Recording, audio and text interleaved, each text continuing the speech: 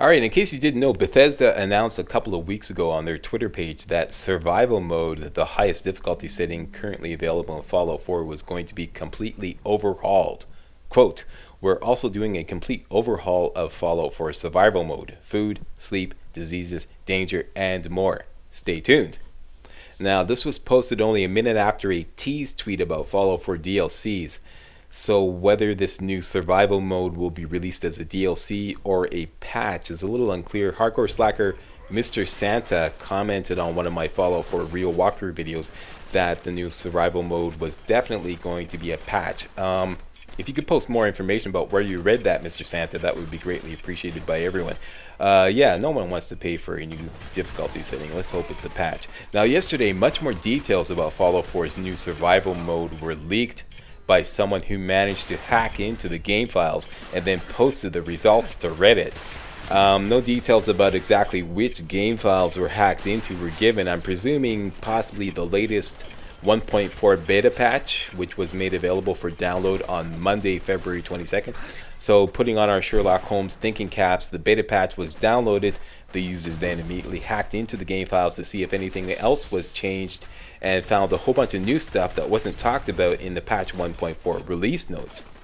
And Bethesda confirmed that the hackers' findings were indeed, were true, with another tweet saying, "Our fans are too smart. Early look at Fallout 4 survival mode on Reddit," and then said, "We're still messing with it. More to come."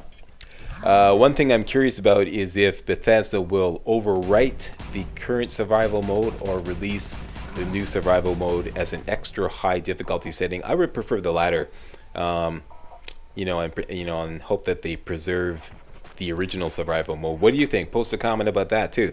So let's run through exactly what the new survival mode will be all about. Let's start with all the amenities that we're all accustomed to while playing Fallout 4. Starting with no more fast travel. Yeah, that's right. In the new survival mode, there will be no more fast travel. You'll now have to walk everywhere. And I can see this having a huge impact on power armor users. Since you have to travel everywhere on foot, you'll have to rely a lot less on sprinting in order to preserve your fusion cores. Yeah, no more fast travel. Yeah, that's a big one. The compass will no longer show enemies. Yeah, enemies will no longer appear as red dots on your compass. So if you're hunkered down in heavy combat, you will no longer be able to rely on that to figure out where all your enemies are. So yeah, that means that everybody's going to start using the recon scope a lot more, right? Also, the distance at which special locations will appear will be shortened. So for example, if you're looking for the Old North Church and you like to rely on seeing that church icon appear on your compass in order to zero in on it, you need to be a lot closer for that to happen.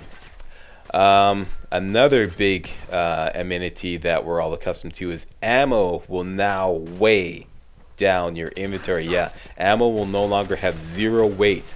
Bullets and shells and whatever will actually weigh down your inventory, and it's going to vary according to caliber. So like, for example, heavier items such as fusion cores, rockets, and mini nukes will weigh a lot more. So yeah. Companions won't auto heal. Yeah, companions will no longer automatically get back up if they get downed in combat, okay? And will actually return home if abandoned without being healed. Does anybody do that? Jeez. Yeah, this won't affect me at all though, since I never use companions, but I know a lot of you out there do use companions, so that will probably have a huge impact on your combat strategy. If, for example, dog meat goes down, you can't just simply wait it out. You have to get over there and get him back on his feet, by giving him a stim pack or whatever. Yeah. Locations will respawn slower. The location respawn rate will be a lot slower. This is going to have a huge impact on those who like to go on hub flower runs, okay? All those hub flowers, all those hub flower locations that about are going to respawn a lot slower, and this is going to make us think twice about spamming psycho during combat or using great mentats with reckless abandon every time you want to win a speech challenge. Yeah, we're going to have to keep a closer eye on our resources, because we can't just go out there and grab a whole bunch more hub flowers from our favorite locations as often as we like. Here's a big one. No more manual or quick saving. What? No more saving? No, no more saving. In order to save the game, you now have to find a bed somewhere and sleep for at least 1 hour. Yep, that's it. That's the only way you can save the game in the new survival mode. So I guess it goes without saying that that auto saving will be completely disabled. That'll be fine by me, because there's one thing I can't stand, is that damn auto save that happens every time you spend a perk point, which seemingly can never be disabled, even in the game settings, and junks up my saved games with saves that I never intended to make. And then I find myself loading those auto saves by accident, going, oh, there's my save, and then, yeah, so I'll be happy to see that. But yeah, no more saving or quick saving the game anytime you like. We have to find a bed, and that's the only way you can save the game. Speaking of which, in the new survival mode, the type of bed you're sleeping in will determine how long you can sleep. For example, you'll only be able to sleep a short time in a sleeping bag. So yeah, that will have a huge impact on my gameplay. As many of you know, I love to go El Cheapo with the sleeping facilities in my settlements. So it looks like high-end beds at Sanctuary henceforth for the Slackster. Yeah, no more like, I know a lot of you are like, Slack, how come we always just build a bunch of sleeping bags? Why don't you make some better beds for your settlers? Yeah, okay, so you're gonna see some improvement in that department. Combat is going to be more deadly for everyone. This is a little unusual. You'll take more damage. That's what we're accustomed to in higher difficulty settings. That's nothing new to us, but now you also deal more damage. This I'm not sure I agree with this one. Traditionally in Bethesda RPGs, referring to Skyrim in particular, the higher difficulty settings are supposed to mean dealing less damage, not more damage. So that's kind of weird. I guess it's more realistic for everybody in the gamescape. It's like, these raiders will no longer be able to take like 5 hollow point bullets to the head and still survive. Anyways, yeah, so I can dig it. Speaking of dealing damage, there will now be a new adrenaline perk, which provides a bonus to your damage output. Apparently this perk will not appear in the perk chart and can't be improved by spending perk points, but instead will increase its rank by getting kills. So the more kills you do, the higher your adrenaline rank, and the higher your adrenaline rank, the higher your damage output. So kind of like Witcher 3. But if you sleep for more than an hour, your adrenaline rank will go down. And you'll be able to monitor your adrenaline rank apparently on your Pip-Boy in the stats section, along with all your other perks. In case you didn't know that, all your perks are listed in your Pip-Boy in the stats section. Just scroll over here and click on perks, and you can see all your current perks. That's including magazines you've collected, and of course in the new survival mode, that's where your adrenaline will be listed. Now, just in case you're already like thinking, oh boy, I'm gonna go without sleep as much as possible to keep my adrenaline high.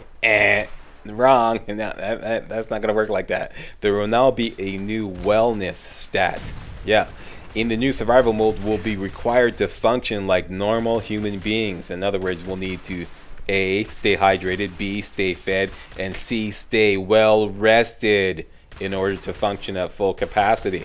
So that means going for extended periods of time without food, water, or sleep will affect your health, lower your special stats, and increase your fatigue. Fatigue, what's that? That's another new stat. And lower your immunity, which could lead to you getting sick. Getting sick? What, we can get sick now? Yeah. More on that in a minute. Let's move on to fatigue. Fatigue will be a new effect that works just like radiation, but will impact your action points bar instead of your health bar. Okay, like radiation shows as a little red line on your health bar. Well, now we're going to see a little red line build up on our action points bar, indicating how tired we are. All right, so that's something else we're going to have to keep track of as we go wandering around in the wasteland. Sickness, just like Skyrim, will now be getting sick and be affected by various diseases. Eating uncooked meat, drinking unpurified water, taking damage from, say, ghouls or other disease-ridden sources, or taking too much drugs will all put our body at increased risk for getting sick.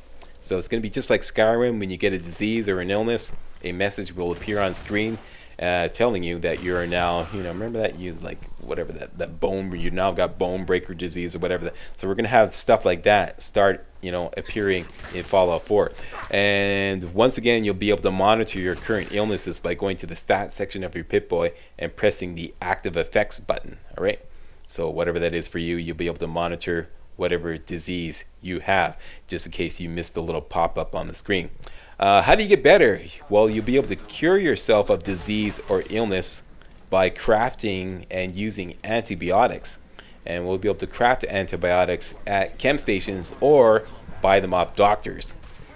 Carry weight. Going over your carry weight will affect your endurance and agility stats. It may even damage your legs. I'm presuming that means cripple your legs and damage your health. I'm not sure how much impact this will have on me personally, since I don't know about you, but I never ever go for any considerable length of time exceeding my carry weight, since I can't stand walking around at a snail's pace or not being able to fast travel.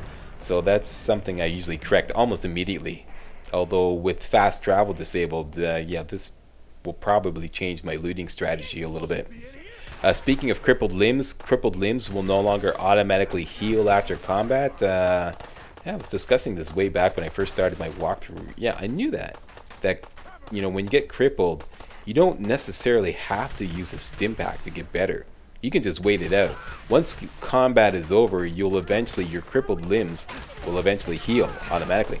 But in the new survival mode, that will no longer happen. So you'll stay crippled forever, permanently, until you use a stim pack. So that's about it. That's what the new survival mode will be all about. This is some truly hardcore shit coming our way in Fallout 4. Will you be playing the new survival mode? Post a comment. What about you, Slack? Damn straight I will. I'm gonna eat it up with a spoon. I may even do a special project on the new survival mode, and if you're a hardcore slacker, you know what those two words, special project, mean. No more comments on that, that's all I'm saying. Yeah. Slack, don't do this to us. Yeah, no, I don't want to make any commitments right now. Yeah, but that's, yeah. So that's it. Thanks a lot for watching. Make sure you subscribe to my channel for more kick-ass Fallout 4 videos. My name is Major Slack. Thanks for watching again, and see you next video.